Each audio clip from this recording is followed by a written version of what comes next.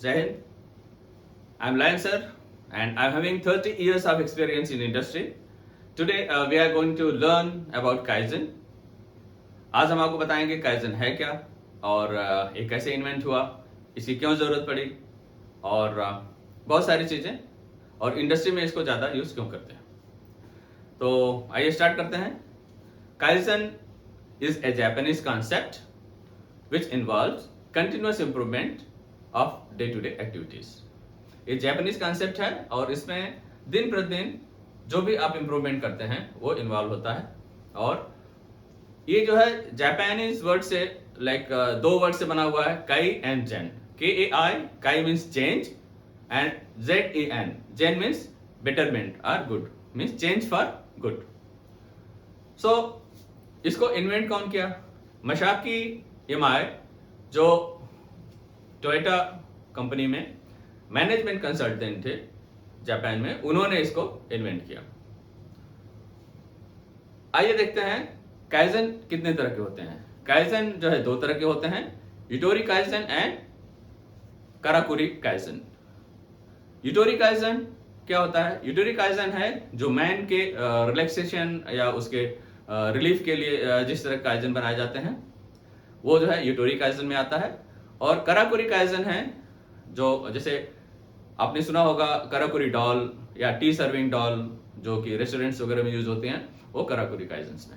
काराकुरी काइजन्स में आपको इलेक्ट्रिसिटी या एक्स्ट्रा जो है आपको फ्यूल वगैरह इस तरह की जरूरत नहीं पड़ती है. और आप इस तरह के काइजन आप जो लगाते हैं काराकुरी काइजन में है. आपने देखा होगा जो टी सर्विंग डॉल है बेसिकली रेस्टोरेंट में, उसमें क्या है, चाबी लगा करके उसको चार्ज कर देते हैं और स्प्रिंग लोडेड हो जाता है वो.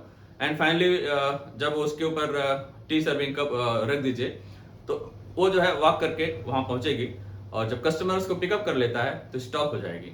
उसके बाद आफ्टर फिनिशिंग द टी, जब कस्टमर वापस जो है कप को वहां रख देता है उसके ऊपर, तो 180 डिग्री टर्न होकर के और वापस अपने जगह पे आ जाती है. तो इस तरह जो है काराकुरी जो है काइजन के अंदर ही आता है. ये टी सर्विंग डॉल का है. और आइए हम जान लेते हैं कि एक काइजन है क्या. Small incremental change made for improving productivity and minimizing waste. Waste क्या है? बेसिकली वेस्ट जो है कोई वैल्यू जो है ऐड नहीं करता हमारे सिस्टम में, हमारे प्रोडक्टिविटी में या प्रोडक्ट की क्वालिटी में. तो हमें क्या है, इसको रिमूव करना है. मुडा आपने सुना होगा, जापानीज वर्ड है मुडा. मुडा मीन्स होता है वेस्ट, और waste refer to any activities which does not add any value to our product. That is known as waste. So we have to remove this. Now we'll talk about activities. Activities like value added activities and non value activities. तो हमारे पूरे system में, process में दो तरह की activities होती है. एक है जो वैल्यू ऐड करता है और दूसरा है जो वैल्यू ऐड नहीं करता है.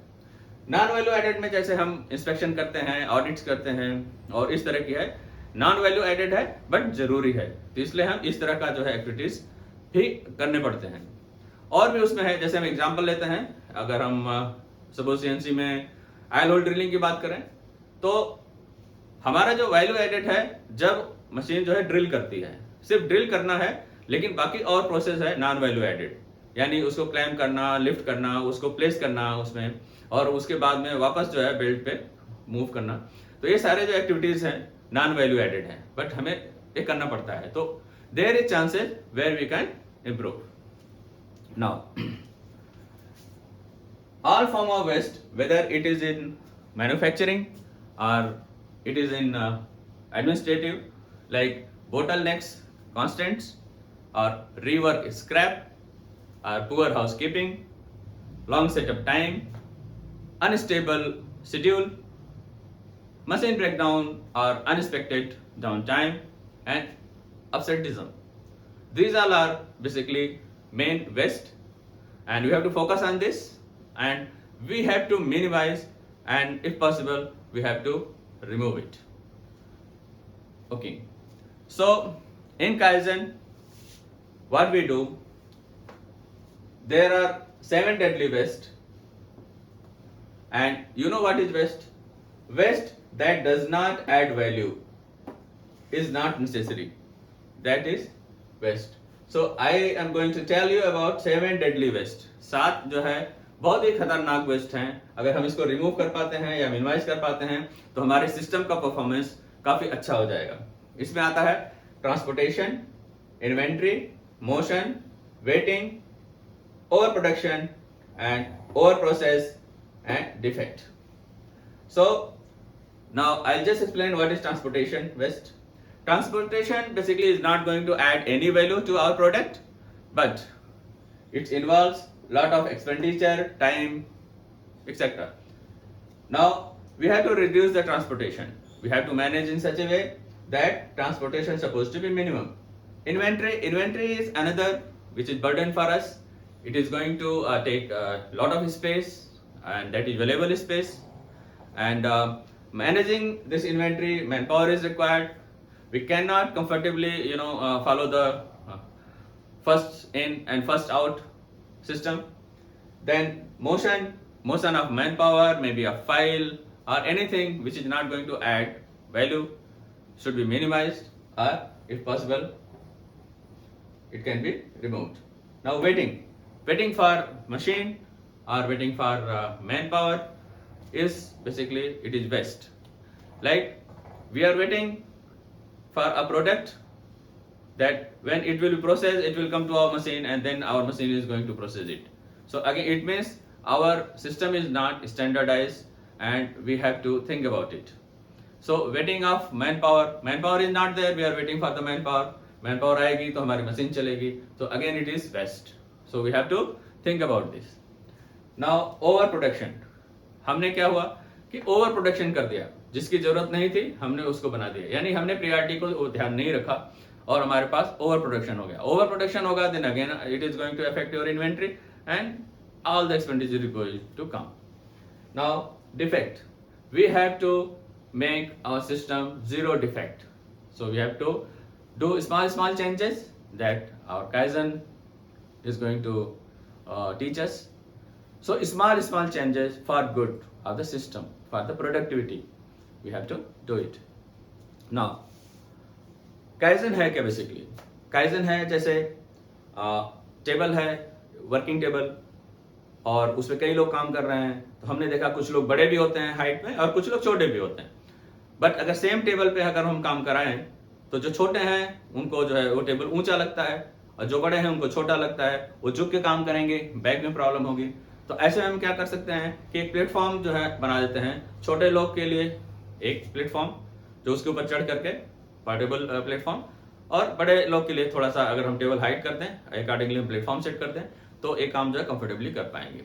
सेकंड एग्जांपल लेते हैं कि लाइक जो वर्क एरिया है ऊपर ट्यूबलाइट्स लगे हुए हैं बट वर्किंग टेबल पे सफिशिएंट लाइट नहीं है.